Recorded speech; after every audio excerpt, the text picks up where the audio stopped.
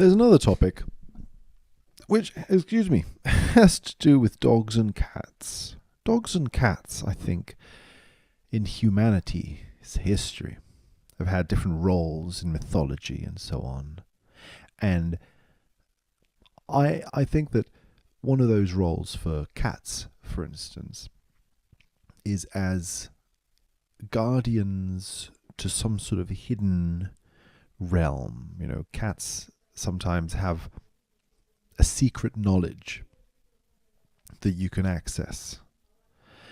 And I think it appears in several different mythologies around the world, but I'm not super sure which, to be honest. But it's just a sense I get from having read about these topics in the past, is that cats are often like mysterious beings who beckon you and offer like a riddle to be solved. And once it is solved, you gain access to some new treasure of some kind. You can access them. They access some hidden realm. And dogs, on the other hand, I've found instances at least of dogs being more like guardians, guards to another world, but not in the sense of beckoning and letting you in, but in the sense of standing you off and saying you won't pass through me unless, given certain circumstances. And also, I will guard anyone from escaping a certain realm.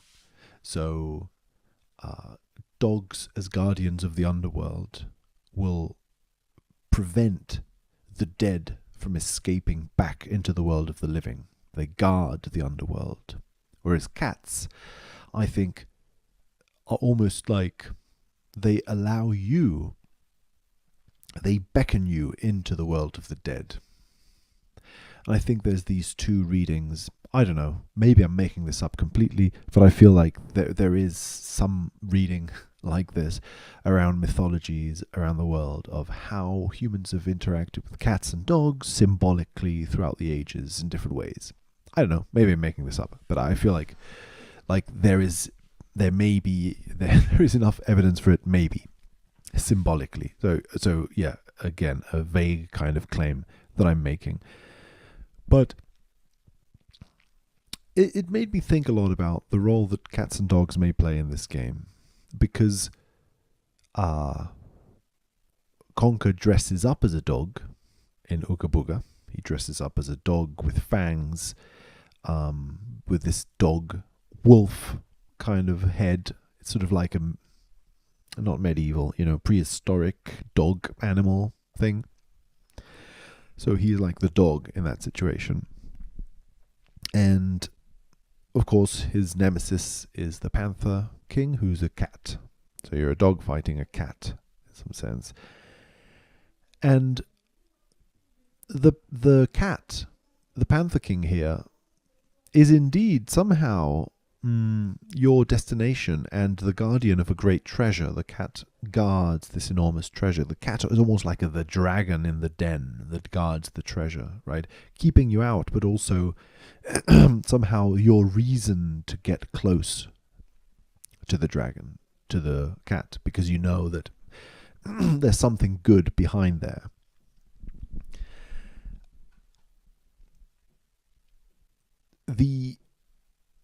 However, the Panther King, in a sense, is doing nothing to keep you out. But the Professor is. Maybe I'm making this up completely. I don't know. The Professor is helping you to be kept out. The Professor is sending all of his minions off to kill you. Trying to get things to be the way he wants them to be. And so he's and the Professor's sort of like a weasel, which is some sort of a hierarchically relative to a dog or to the dog family. So a dog-like creature who stands as a guard to the Panther King. And the weasels are the guards to the Panther King in general, both the mafia weasels and the The medieval weasels are all guards, so they all protect anyone from accessing the Panther King, from getting close to the Panther King. They access that realm and then prevent you from accessing it in some way. And when Conker then becomes a dog in the underworld, in Ooga Booga, in the lowest section of this world, the most ancient section of this world, the most archetypal, like prehistoric, and therefore, old, uncanny, kind of unconscious area of this world, you become the dog. You identify with the dog, and can then gain access to areas you couldn't before. In fact, it's the last area of the world before nighttime comes. And if nighttime could be held to be symbolically sort of like the land of the dead as in itself, then you're accessing the land of the dead just after Ooga Booga, just after entering into the prehistoric world and becoming this dog, like this dog creature, this creature that's closer to an animal, that's closer to an animalistic nature within you. It's like after accessing that aspect of your belly or something, you can then enter into new places that you couldn't before. You can get closer to the cat. The dog can chase the cat closer and closer to the cat through the night until it gets to the cat, and in the end becomes the cat. Then Conker becomes the cat, becomes the Panther King, despite him having been the dog in some places, or the rat, the rodent. If Conker is sort of like a rodent, like a bat, relative to a bat, sort of a rodent-like creature, as I think squirrels are kind of connected to rodents. So a cat's sort of natural enemy in a cartoon sense, right? A cat would want to hunt a rodent, a mouse.